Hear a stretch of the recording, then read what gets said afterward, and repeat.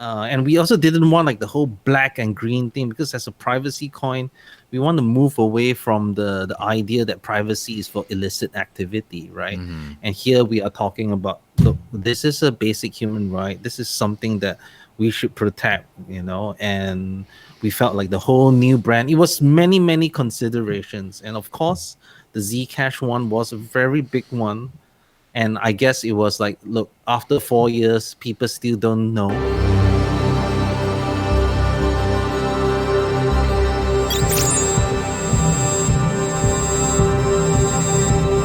I live unbanked off of cryptocurrency, and I use Bitrefill extensively because it lets me pay with crypto at places that don't yet accept it directly.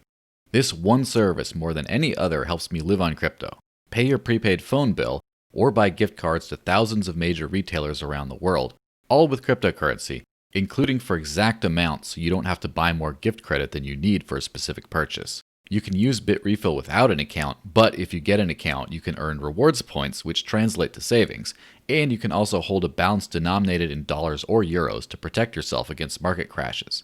Go to bitrefill.com, click Create Account, and enter the referral code DCN, or follow the link in the description. Oh, hey everyone, I have the wonderful pleasure of once again speaking with the wonderful Reuben Yap, project steward of, now is it Firo, right? Yes. Yeah, so that's Formerly exactly, Zcoin. yes, meet the same, the new boss, same as the old boss, right? Where this is, the entire subject of this conversation is exactly that, is Zcoin, one of the, I would hopefully think, one of the more respected projects in the space, especially the privacy space, is now going away, or not really, just calling itself Firo now. So first, what does the Firo name mean? So I mean, there isn't actually any sort of like root word to it, but the idea was that we wanted something that sounded like currency. Like it was easy to say that, even someone in a different language can say Firo. It's 2 syllables. Mm-hmm. And it's like, peso, lira, they're all like 2 syllables, easy to say. It's like a currency. Mm-hmm. And I guess it is also like, because it looks close to fire, even though it's not pronounced Firo, Mm-hmm. because we also have, our whole privacy mechanism is burn and redeem. So I think like the whole idea of the red and the Firo kind of like, Mm-hmm. so this burning up mechanism. And it's also a bit of like a rebirth, right? Like, we're abandoning the old protocol. We're coming out with something new that's our very own. And here we are, really pushing, I guess, like, the boundaries of what's possible with privacy technology. And I think these are the main considerations, of course, and to prevent us from being confused with Zcash. Unfortunately, I mean, that's a reality that still happens today. Just today, I spoke to someone and I said like, "Oh, I'm from Zcoin. That's going to be rebranding the Firo." And they're like, "I don't know anything about your coin, but I'm guessing you're a Zcash fault." I mean, that is the Yeah. real reality of it, right? Despite us launching earlier. Yeah. Yeah, well, that is unfortunately the reality of the thing is when Zcash came around, there was a whole lot of hype around it, and it kind of took everyone and turned into what I would call the Z explosion of just all kinds of Z projects. And Correct. so, there's Zcash, and then pretty much right away there was a Z Classic because people didn't like the Founders Reward, and I don't know what happened to that. And then there was Zencash, and Yes. then now Zencash doesn't isn't called that anymore. It's called Horizon, Mm-hmm. which now has Yes. caused me to misspell the actual word horizon when I'm writing Yeah, yeah. normal things. But so, what was the timeline of? First off, when did basically zero coin come around in any shape or form? And then, well, we'll just start with that. Yeah, I think, well, Zerocoin, I think, if I'm not mistaken, it was like sometime in 2014, 2015, the paper came up. And, for those of you who don't know, Zerocoin is not the same as Zero Cash that is used Mm-hmm. in the Zcash paper. It's totally different cryptography, although, there are shared authors between the two. So the Zerocoin was actually kind of like the only major privacy protocol after ring signatures and coin join, because back then there was only Monero and Darkcoin, which is now Dash, and Darkcoin went the coin join route, and Monero went the ring CT route. So Zerocoin was like, it's kind of the first, almost like it was the first burn and redeem mechanism, using zero knowledge proofs in a very different way than the rest. And that's kind of how we derived the name, right? It was Zcoin that pioneers the zero coin protocol. and yeah, unfortunately, the new paper that came out, which was called the Zero Cash paper, which was then named to Zcash, and that has caused confusion for more than 4 years. So that's and today it still happens today. Even people who know that they're interviewing Zcoin will accidentally misspeak and say Zcash. It's got to be sad. Yeah. So what was That's the what it is. timeline of the release of each project? As in, I assume Zcoin was first, even though most people don't think that from just Right. But first by how much time? I think it's only about a month or so. I think we launched at like 28th of September 2016. Zcash launched a month later. The project, I think, probably started getting off the ground, like in coding and such, maybe in like early 2015 or so, or even maybe slightly earlier. But we was only launched on mainnet on 28th of September 2016, and I believe Zcash is sometime in October, so there's like a clear month between the two. Yeah. Yeah, I can imagine how that could pose problems since Zcash got a lot of hype before its launch, and I still Right. remember the first few coins that were traded were for some Oh, ridiculous yeah. amount. 7 Bitcoin or something for one Zcash. Yeah. Yeah, and that was a little strange. But so then you have the Z explosion, everything Z, everything. Yeah. And so is that like the biggest kind of reason for the rebranding is you just want to actually be not confused with Zcash or a Zcash fork? It is definitely a big reason, but it's something that we have actually considered many times. If you take a look at our forums, we've been talking about this rebrand for years, and there wasn't really a good time because, like, then we were still using the zero coin protocol. Like, do we really just want to rebrand just because we get confused with Zcash? We actually have unique stuff. And then we had Sigma, which still isn't zero coin, but it shares like certain similarities as well. And then when we were like coming out of the Lantis, and then we ended the founders reward. So it was almost like such a huge shift from what we started, right? Like, we're no longer using the zero coin protocol. What we're using now is very different. We are still being confused with Zcash. And I guess like one of the really big things is that if we want to be taken seriously as a currency, unfortunately, unless you are Bitcoin or maybe even Litecoin, anything with a name with coin at the back is, unfortunately going to be taken like less. We think that it's going to be taken lightly, right? Like, it's like A coin, B coin, C coin, D coin, E coin, and then Yeah. you are Z coin, right? The last of the coins. The last of the coins. And I mean that it was more of like, look, we have been playing in this field for so long.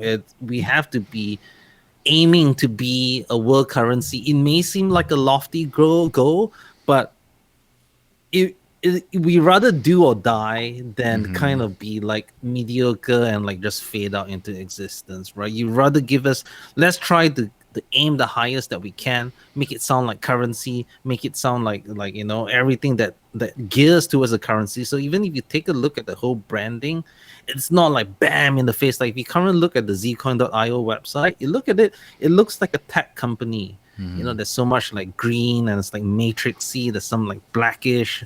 And yeah, it looks fine, but it looks like a tech company. While you take a look at our new website, it's more serious, it's more understated. We're talking about financial privacy, more approachable. And we also didn't want like the whole black and green thing, because as a privacy coin, we want to move away from the idea that privacy is for illicit activity, right? Mm-hmm. And here we are talking about, look, this is a basic human right. This is something that we should protect, and we felt like the whole new brand, it was many considerations. And of course, the Zcash one was a very big one. And I guess it was like, look, after 4 years, people still don't know. And Mm-hmm. I was also thinking, we were also talking with our community that, look, we want new people coming in, right? And if people judge us just from the name, which is first impressions really matter. Mm-hmm. When you look at someone, you already form an opinion of them within the first 10 seconds. When you just hear the name, there's already an immediate association. Do we go and bang, like, keep on saying that we want to own the word Z, because with Zcoin, it's, Zcash, there's a huge emphasis on the Z or the Z, right? Mm-hmm. And but like, if you have something like Zilliqa, right, which also uses a Z, there's not much of an emphasis on the Z. It's just a one letter in a bunch of stuff. But here it's like Zcoin, Zcash, right? It's like, instead of, it's like Bcoin, like Bitcoin, but there's so much emphasis on the letter itself.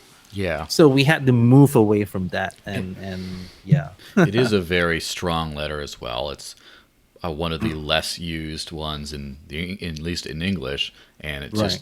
it's always like Z and X are like the big ones if you want to get. It's pretty much to start with things, and then it's like Z and X. Those are maybe Yes. Y. X Y Z is like the zone of like, here you're getting a lot of attention on just that letter. Right.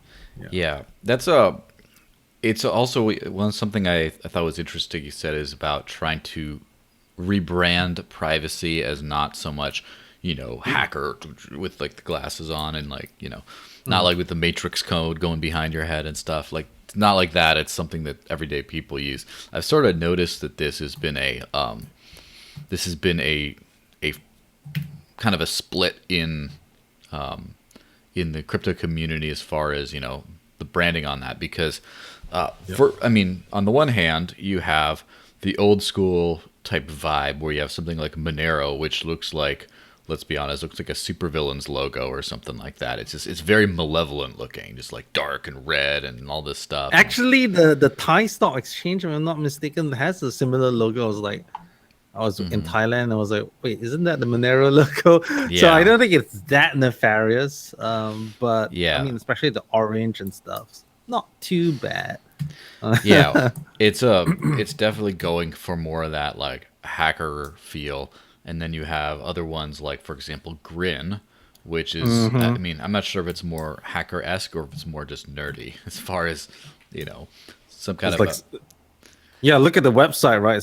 I think it's totally aiming like cypherpunk, grassroots and those that sort of branding, right? yeah. And then on the other side, then you have like just from Grin to Beam, which I'm sure Yeah. is both Mimblewimble coins. Beam is extremely polished, and it has kind of like a futuristic, Yes. purple and all this Gradients, kind of stuff. And blue, purple. Yeah. yeah, and then even the idea beam to like, you're gonna beam me some money. It's so cool. And then Yep. Zcash, like Zcash, of course, started with that sort of idea and branding, but then even the company rebranding to the Electric Coin Company and using a whole bunch of trying to get bit licensed and everything, like Yeah. just It trying just to, looks institutional, like very institutional. Like, we are for the big boys, and we didn't Yeah. really want that. I mean, that's kind of against what cryptocurrency was kind of designed to be. I mean, we're not going to say no to institution money, but to say like, this is my focus, this is the future, that's kind of sad, because I mean, Bitcoin was supposed to be disruptive. I do think privacy coins are disruptive by nature. Yeah. Yeah, well, that might be Zcash's path anyway, is to develop some pretty cool tech and get that tech as like institutional and safe as possible. And then other projects are now not necessarily viewed as bad. Like ever since that Zcash started being included into bit license exchanges and stuff, That Yeah. I think has made it a lot easier for other projects to just say, well, look at them, we can do that too, or we can be compliant in these ways too, or whatever, and get on exchanges. Uh, I don't think that's necessarily true. I mean, yes, they have. Like Monero actually came out with a really good legal opinion that covers various privacy coins, not just themselves. Even talks about Zcash and why privacy coins do comply with existing laws and stuff like that. Zcash, I mean, they talk a lot about their opt-in privacy, that transparency and all that sort of stuff, and it shows, right? I mean, like even to today, there's so few. The usage of Zcash main feature is less than 10%, right? Or 5% or yeah. something ridiculously low like that. And makes you wonder, well, if you say you stand for privacy, why can't you just make very simple changes to promote privacy, like what we're doing? Like just have it on a wallet level to anonymize coins by default to encourage your special use your Z addresses or something like that. These are things that the protocol currently supports. Is purely a user behavior thing. But for some reason, they have chosen not to do so. I mean, there's definitely a different strategy. It's not wrong per se, but it's just kind of unfortunate, like for what a privacy coin should be. Yeah. Yeah, so now we go to the whole, I guess, cypherpunk ethos of it's code is law, code matters, and then because I remember in the early days, early depends on how early, but like 2016 and 2017, a bunch of people in either the Bitcoin worlds or to a certain extent also like the Monero world were always making fun of Dash, saying you guys are all about marketing and market, but the M word, it's like such an evil word that like everyone now there's a subreddit called Monero marketing and other things like that. Wow. But whatever, how things change. But there was this whole anti-marketing idea of like if you're doing that, you're trying to sell us something dishonest, basically. And if the code should be ugly, the code should be beautiful, and the wrapping should be ugly if it's a righteous project. This kind of like idea. I think we're mostly past that, but basically, what would you say to the argument that, again, I gotta be clear, I'm not making, but the argument that, well, if your code is good, if you have the best in class of everything, then you don't need to worry about the wrapping on top of it. I actually disagree there. I mean, that may have been the case when the whole cryptocurrency thing was still starting, and it was more of like a hobby project among coders and geeks and cypherpunks, right? And sure, then the code speaks for itself, right? But if you're talking about mass adoption, about a future where everyone uses cryptocurrency, the wrapping definitely matters. So I do think that I don't think it's like necessarily code is law. I mean, like, of course, maybe some may say that I don't think Bitcoin's name will ever change, but that's not necessarily a code issue. It's just whatever you want to call it. It doesn't change the consensus. I mean, I can call it like Buttcoin and it will still connect to the Bitcoin network and sync and do everything. It's still the same. It's just a cosmetic change. I don't think that actually counts as a code change. So I do agree that, like, I do think the wrapping matters, especially as I said, like first impressions matter, and what does your brand stand for, right? What does this project stand for? It should come true in the brand and messaging, and not just say, oh yeah, I expect you to read the code. The code is beautiful, or understand the tech. And I actually this was actually something that kind of Zcoin probably should have picked on a lot earlier, because we thought that as long as we build really cool tech, really cool stuff, even if we get adoption and stuff like that, people people would come to us. But the truth of the matter is that people just look at, yo, wow, you're using a Qt wallet. I don't care what cryptography you're using in the background. It looks ugly, or if like your website looks crap, and immediately they start judging you on that. And that's not necessarily wrong. I mean, if you see the project, you want to see, well, what does their best foot forward look like, right? And I mean, unfortunately, like coders don't tend to be the best marketers, and leaders don't tend to be the best marketers, and sometimes marketers tend to oversell what the coders are doing. So I don't think there's any like sort of right answer, but I don't think even Monero would actually say that, oh yeah, marketing's not important. Maybe the very early guys, but Yeah. definitely not now. As you said, there's Monero marketing and all of that. Yeah. So yeah, I'm not actually sure who would dare to say that marketing a coin doesn't matter right now. I mean, maybe only Bitcoin can say that, because everyone's just saying Bitcoin, Bitcoin, Bitcoin, Bitcoin. They don't really need like a central team marketing anymore, right? It's Yeah. already achieved this on And its own. that's one thing is a lot of people seem to mistake, they we should always learn from successes as well as failures.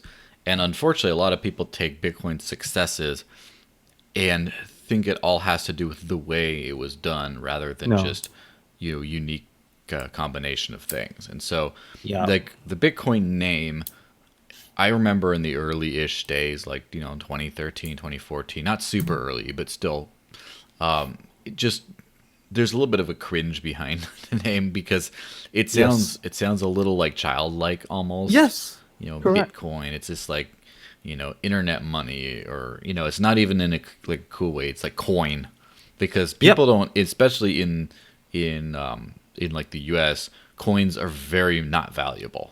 Like at Yeah. least in Europe, say you have like a €2 coin, or you have like a £2 coin in the UK, and the largest coin in the US is a 50-cent coin, and no one uses that. It's 25 Yeah. cents. So when you think of coins, you think of like, mommy, look, I got pennies for my, like when you give your little kid some coins, like, oh, you have money now. You can't buy anything with it because it's worth like nothing.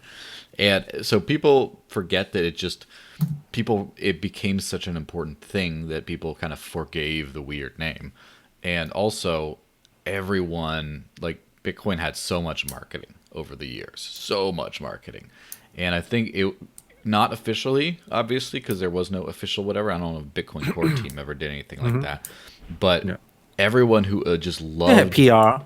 yeah, everyone loved the technology, the idea, not just the actual Bitcoin code, but cryptocurrency, the industry.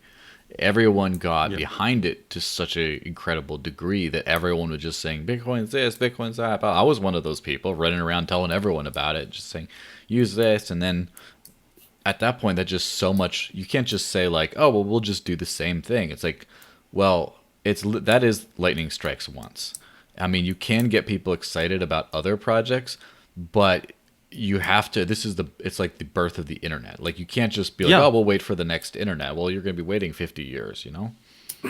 Like I think is like is it you can't replicate what Bitcoin did and apply it now when the space is so different, right? There's a whole infrastructure, there are teams with millions of dollars, and even like stuff like fair distribution, honestly 80-90% of people don't give a crap about fair distribution, and this is something that maybe like ICO projects and all this sort of stuff has kind of ruined, because this was actually something that we were talking about in our community, like say when's the team going to do marketing, and I'm like, guys, if you want us to do marketing, then you have to give us a much larger budget.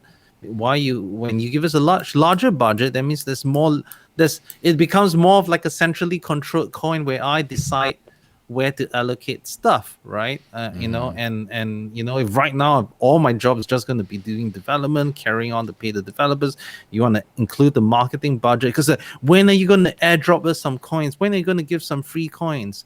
And this has been, you probably know about this, and you see who this has been created, because so many of these coins are 100% allocated from its genesis, right? They're like 30% for like marketing, 20% for Hmm. exchanges and stuff like that, and people don't see that it's essentially something like Starbucks dollars, right? Hmm. There was this really funny meme where they had Sam Friedman, the Hmm. Alameda guy, and then like they show his faces with different masks, Yeah. and they're like, oh yeah, ecosystem, community, exchange listings, and it's all him, just with Yeah. different faces. And I mean, that's the reality of coins right now, which is everything's centrally allocated. They have a whole bunch of coins that they can throw at people and throw at marketing. Like, oh yeah, I'm going to get listed on crypto.com. I'm going to throw some marketing budget. I mean, even exchanges now are asking that, well, how much marketing budget can you give us to promote or do trading competitions Yeah. and stuff like Unfortunately. that? Yeah. So how can you compete unless you are in the top few, which already have like I mean, like take a look at Litecoin, right? I mean, like Mm-hmm. if it did not have its market cap, Mm-hmm. who would list it, right? There's no funding, and even they're struggling to find funding to do development. I mean, even Bitcoin, the by far the largest one. I mean, even Luke Dash Jr. was saying that, oh wow, Yeah. I can't continue my work because I'm not getting paid. I can't survive off donations. So I think it's very unrealistic to even say that. I mean, this may be controversial. Mm-hmm. Like I guess maybe Monero might be kind of the exception, but even then, we don't know how long it will last, because the idea that a cryptocurrency project can sustain itself purely through donations. I mean, where have we seen that really work? Maybe Linux, but even then, there's like the commercial applications of it, which you can't really like replicate with Bitcoin. Do you say Mozilla is a good example? No, they're actually struggling now, and they're like laid off all their QAs this year because they're too dependent on Google funding, and when that gets cut, and there's not enough donations. I think that the idea that a project can just be organically supported by donations is very unreal right now, because there's this free rider problem, right? Mm-hmm. And people, well, yeah, I Yeah. mean, that's a bit of a rant for a different day, but I just Yeah. wanted to bring it Well, that's, up. I mean, that's very pertinent because in just like a week or so, like as I said, as I've told people, there's three. People talk about the election, and for me, there's Hmm. three elections. There's the November 3rd U.S. presidential election, which I Hmm. don't care about that one. Then on the 15th, there's so at the end of the month, there's some Dash governance proposal on some Oh. treasury allocation, which that's a long story for a different day. But on the Hmm. 15th is the Bitcoin Cash election of Oh. ABC and all that stuff, and it's funny because I don't necessarily agree with the decision to just say, "Hey, guess what? You're all going to be paying me now. If you don't like it, you can fork the coin." I don't like the way Hmm. that's been done. But everything that I've heard of, like, look, we're not going to work for free. You want something, pay us. Like that idea, and you can't just say, "Oh, donations will materialize." Like I've definitely come to buy into that argument a lot. There's something that on the other side that I'm trying to coalesce into a coherent point is Roger Ver also said that lack of donations isn't mean that you don't get enough, there isn't enough money. It's a market signal saying that the market doesn't value what you do. Hmm. And like I guess yes, but also no. Like, well, yes, but actually no.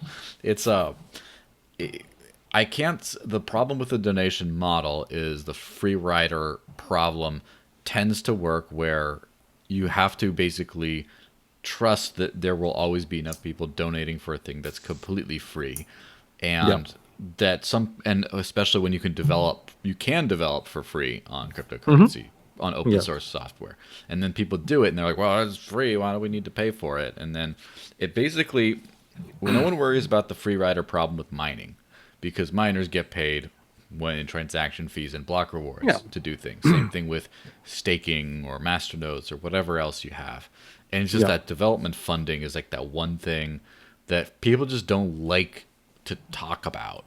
That they just think that that one should be free because that's the way it was in Bitcoin. And they don't care about the masternode stuff because Bitcoin didn't have masternodes. But like, Right. do you think that at the end of the day, Bitcoin's going to have to like lose its funding Like Bitcoin core team is gonna have to lose its funding before people No, take this seriously. I don't think Bitcoin will lose its funding, but it will be instead taken over by people with motives to steer the direction of Bitcoin. And some may argue that that has already happened. Yeah, You know, exactly. And like, has Lightning really taken off? Has I mean, like, I'm not saying that Lightning is a bad thing, and then and or like this whole store of value versus cash thing. I really don't want to go into that. I mean, I good for believe you. that it just should be. Why not both? Like you can be both, and why not? But at the same time, it just seems like everyone's going through so much mental exercise to push that, yeah, high fees on Bitcoin is fine, that we should always rely on this singular Lightning layer 2 solution to solve everything else. And I think that seems really dangerous, and I'm just wondering, why is this the case? Is it like being influenced by a special interest? And of course, there's the argument that Blockstream was, geared to take advantage of this through their liquid network and stuff like that. I don't know whether that's true, but I it mean, also makes sense, right? yeah, it seems So, to have worked yeah. out in that direction. And now Blockstream seems to not be paying as many developers anymore. For maybe they just ran out of VC money, or Mm-hmm. they just got what they wanted and got what they could out of Liquid, which, as far as I've been able to tell, doesn't seem to be taken off so fantastically. No. But that's a different Yeah. discussion. Yeah. Maybe at some point you get another company that moves in and starts paying Bitcoin Core developers. Maybe Bitcoin.com starts paying Bitcoin Core developers, and then BTC starts increasing the block size, and then, who knows? Who knows how that You will. know, yeah, I mean, you cannot say that. I mean, it's very unrealistic to say that people who pay your developers will not try to exert some sort of influence. I mean, it's possible, but generally, and the things like even the way, I mean, I'm quite close to like people like Diego from Monero, or like even like Justin, and he says that, yeah, although we're very proud of the Monero, like CCH, their community crowdfunding system, it's a constant battle to get people to donate, and it's generally the same people that donate. Is generally like people who got like they're really rich with with Monero, and yeah, okay, a couple of like 10,000 here, 5,000 there isn't going to like hurt them a lot. But how long is this going to be? If we're looking like from 10, 20 years from now, is this going to be forever, right? Like, I think Grin is going to be facing like a similar issue, right? They receive some large Bitcoin donations from some Bitcoin guys, but how long would that last? Especially like Grin in terms of market cap hasn't been doing so hot. Like, will people continue to donate to them? That is a big question, right? And I really would like to see what happens there. I still believe that, I mean, the dev funding is not a solve it all. It does kind of give the core team a lot of say.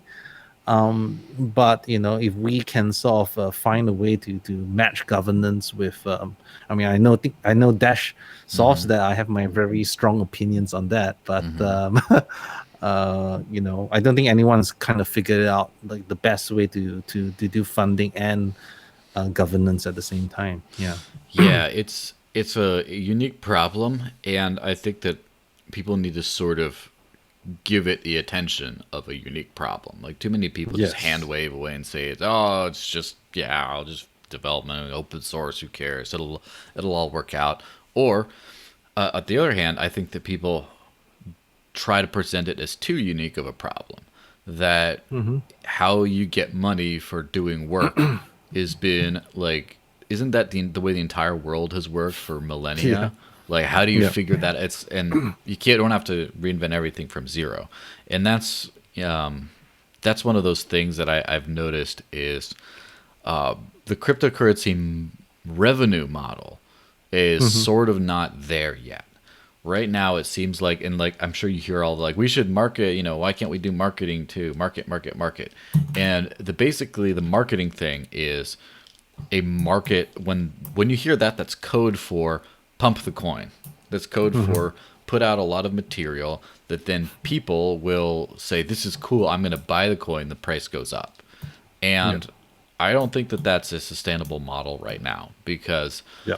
it's, you can't, first off, there's a lot of legal and ethical implications between like selling the coin.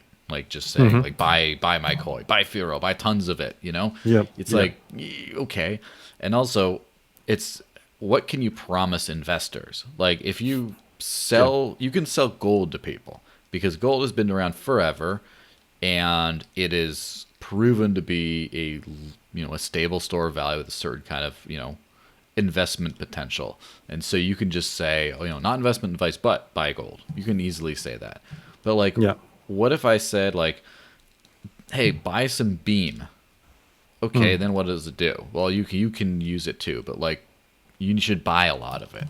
Well, what do I get out of it? You get more beam. Is it going to go up? It's like, all right, Yeah. well, why? Like, and that's where the revenue model gets broken. That's the thing about when people say market, you have to have, I think in terms of like branding and marketing, you have to have some sort of you have to put up a fight. You have to be there. But there's no battle to win yet because, and this goes to, let's just say, let's just talk about in the case of Firo right now. Who are Firo users right now? Like who's using it for what? Do you know? Do you have a general sense of what's being done with it? I mean, of course, there's always a spectrum, right? Then, I mean, we know some people they're like really big on privacy. Some people just think that hey, this is a really promising privacy project, and they know that even like some people are like this may be a long shot, but your tech has what it takes to be like among the best of the privacy coins. But at the same time, there's a lot of people, I would say the vast majority, as is most coins, as is probably Bitcoin as well. Yes. It's just mainly speculative when number go up, and unfortunately that's the case. And we have been very careful to not try to encourage that sort of behavior. Like what are the goals we're trying to solve? What I don't think you can find like any sort of video where I seriously say, oh, go buy Zcoin and put your life savings on it or guarantee any sort of returns. But at the same time, when when I'm the community, every time it's like, when price go up, when am I going to get rich, or when's Zcoin 100 again? That seems to be. Then there's another group of people who are really passionate, and they're not necessarily in it for the money. And these are our like really core supporters. They're like, we like the honesty, the transparency of the project. We think what you're building is really cool. We think that what you're building is important for society. That is the kind of people that we want. And I mean, Bitcoin has people like that as well, but again, most of them are just there for number go up, right? But I don't think that's limited to Zcoin or Firo or per se. I think it's just a general observation of the entire cryptocurrency network, right? Yeah. Yeah, well, just about every kind of a project out there in the space has been rebranded. I mean, Dash started as Xcoin, turned to Darkcoin, and then Dash, and then got a more updated logo, and then Bitmonero turned into Monero, and Zencash turned into Horizon, and just the list goes on and on. And all in trying to get that, more mainstream sort of appeal.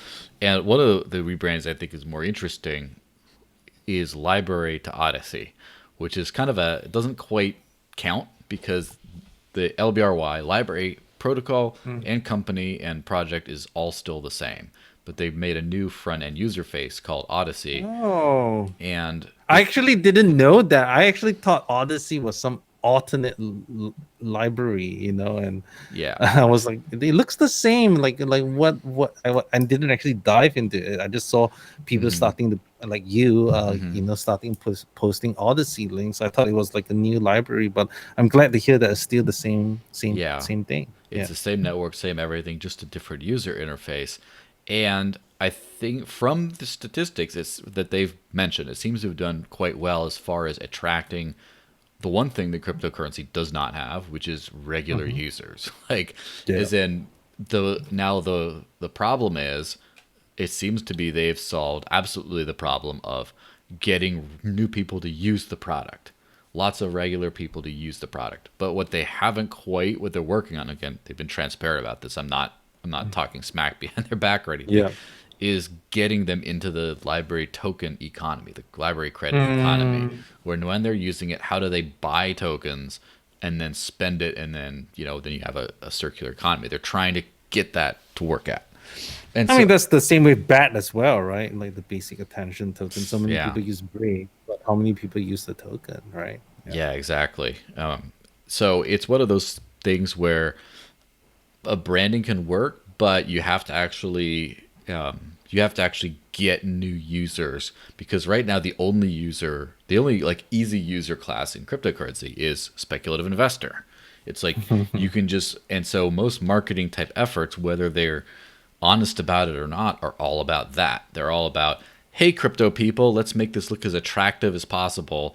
It's just like they put on like all the makeup and all the nice, the clothes and small, skimpy outfits and stuff, just so I'm not saying go talk to me, but you should probably talk to me. It's like that whole Yeah.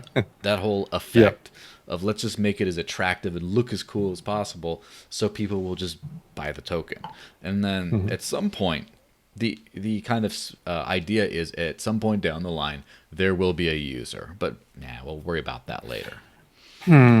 Okay. Yeah. I mean, the thing is that, like, I think a lot of people who use library, I think many of them are just from people who have been demonetized by YouTube, the censorship and whatnot. And I think that that's a real need that library or Odyssey is doing, right? And similarly, I mean, like, just from a privacy coin standpoint, like right now, they may not seem to be a real use case, like most people can use Bitcoin without being censored, or like people wouldn't like track you down and Hmm. find you because you think that you have 100 Bitcoin in your house. But I feel that this over the next few years, privacy coins will be really important, especially when central bank digital currencies start becoming more mainstream. And then you start to see, basically, I mean, this is surveillance money, right? Your central bank can see every single movement of every single person that's tied to a freaking identity, what you spend, where you move it, and stuff like that, and Hmm. can cut you off if with an authoritative government. And then maybe there will be a real like need, and that's kind of like what we're building, right? Like not everyone needs Tor, and may seem that it's not so important for the regular Joe, but when we need it, it's there. And that's kind of like what's keeping me going in Firo, right? Like we need this technology is important as a whole, as it's always been about, like the check and balance between the state and the individual, right? Yeah. Yeah, and I guess that does sort of tie in about why this rebranding is important. It's not necessarily for today, but for tomorrow, where Yes. you have there's two main things with cryptocurrency, or I would say three, right? The three main things is private, or whatever, Mhm. depends on the coin, right? Yeah. But it's private, it's sound money, like it's not going to be inflated, Yeah. and it's decentralized, so it's not going to be shut down. And so a lot Right. of that is the challenge is finding ways those three things are useful today. But the challenge is Yes. not finding how those things are useful tomorrow, because that's Hmm. just a waiting game. Like whenever Yeah. I see, money printer go burr, all those, like, it's true that over time the dollar, the strongest fiat currency or whatever you want to call it, is still Hmm. going down. And the purchasing power is going down, and people are going to start wanting to buy cryptocurrency and hold on to it Right. because they don't, and then businesses are going to want to start accepting that instead, because they don't want Yes. money that doesn't hold its value. And then the Hmm. same thing happens with you have, like, say people get deplatformed on YouTube, or you need 1,000 Yeah. subscribers just to monetize, or then Yeah. whatever it is, and then people are like, nah, I'm gonna go get stuff now. Like, Hmm. in order to get monetized on YouTube and enable super chats in a little thing where someone pays to like have a highlighted chat when you're doing a live Hmm. stream, Yep. Yep. you have to have like at least 1,000 subscribers before they even let you start, and then they take about 30% of that money. Like they take a Wow. giant chunk. So right now I use Cointree, which is, Naomi's project thing, and do a little Yeah. Cointree thing with OBS right in here.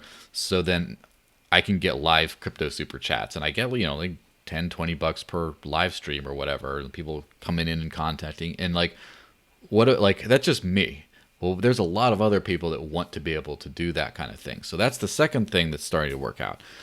Finally, privacy is going to mean something at some point, Yes. where people they're not just going to be like, oh, I'd rather be private. It's going to be something like a company won't talk to you unless it's through an end-to-end encrypted messenger because they're too scared of leaks, or Yep. it's going to be this cost, something costs too much because of, the cost of doing business without privacy is going to be high enough that people are going to say, I'd rather get paid in this, because otherwise, all my suppliers and stuff are checking to see how much revenue I have. They're all like everyone, all the competitors have chain analysis things and are just Yes. like watching all my stuff, and then they're like, oh, well, this guy's making a Yeah. lot of money. I'm gonna go take his supplier away from him, or whatever it is. That's why I mean, it's like I always say that if you believe in the vision of a world where cryptocurrency hits mass adoption, you will want privacy. And if everyone just keeps like burying their head that CoinJoin is good enough, and then like like even you take a look at how they use Wasabi or Samurai, it's a freaking pain to use it right, and there will be the amounts are still visible and stuff like that. There will come a time where you're like, shit. If none of these privacy coins exists, you just be like, oh crap, well, like how am I going to use this now that everyone can just surveil me? I just pay for something, suddenly this guy can say, oh, welcome, you're a very rich guy, and I'm going to give you some special status, just because now I know that you perhaps have a potential net worth of XX amount, right? So I do think it's a real problem that needs to be solved, but it's just people don't realize it. And that's the issue with privacy, right? You only need it when you only miss it when you really need it, and by that time it tends to be kind of too late already. Yeah. Yeah, and there's a new wrinkle to this whole thing, which is contact tracing, where right now the world is in an interesting spot, and governments Yep. are not reacting to their newfound power very well.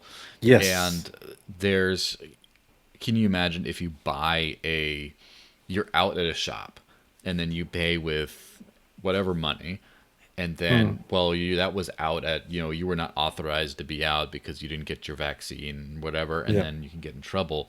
You do need the financial privacy for that. And of course, like I remember there was this one there was this one murder case in France where the father of a family basically killed his whole family and like took off, and they tracked him. They tracked him to. They never actually found him, but they were tracking him with his credit card purchases along the way. They're like, Yeah. oh, you bought something here, you bought something here, you bought something there, and then when people, for whatever reason, just say like, what happens if you're in New Zealand and you get put into one of the COVID camps, the concentration camps or whatever, and then you break out, and then they're like, I see him, he's over here, let's catch him and bring him back. Again, I'm being a little silly at that point, but it's coming. No, It's coming. It's a reality. I mean, like even in South Korea, when they did that, sort of like they had a contact tracing app that reported the locations, so that whenever and the problem was that these pathways were like you could see the guy like basically the entire pathway throughout the whole day. Like, oh yeah, this infected person walked here. And the worst thing is that location, especially, you cannot remove metadata from it, because the location itself is metadata, right? Like, yeah, this is where you live, yeah, this is where you work. Even if I take away the name and stuff like that, it still kind of identifies you, right? And people have been like using these contact tracing apps, and now I think I can't remember what country, but now that these infrastructure is in place, I mean, even Snowden talked about this, we are enabling the surveillance infrastructure of tomorrow. And like Google and Apple are all building APIs and stuff to inbuild all this contact tracing thing. Even Apple has something that like can have, even if you turn off everything, it can kind of report its location to other nearby Apple devices so that it gets stolen. it can like you can track it down. I was like, that's nuts. It's almost like everyone's device is your fucking spy now, right?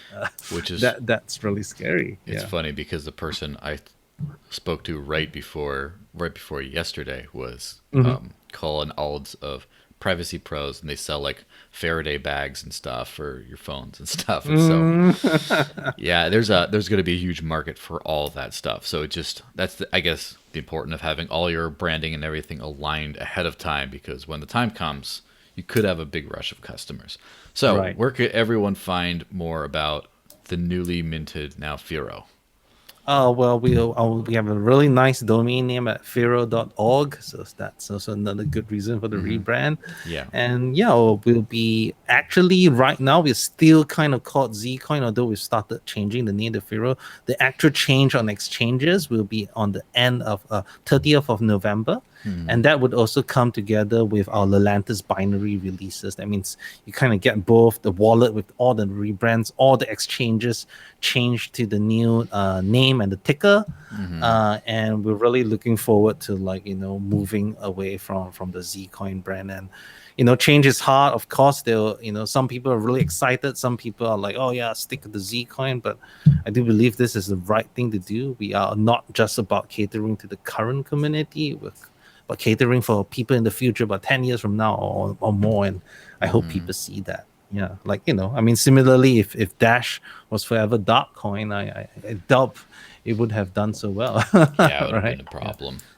Yeah, well, thanks for chatting, and hopefully everything goes well, and we'll see you later. All right. Thanks so much.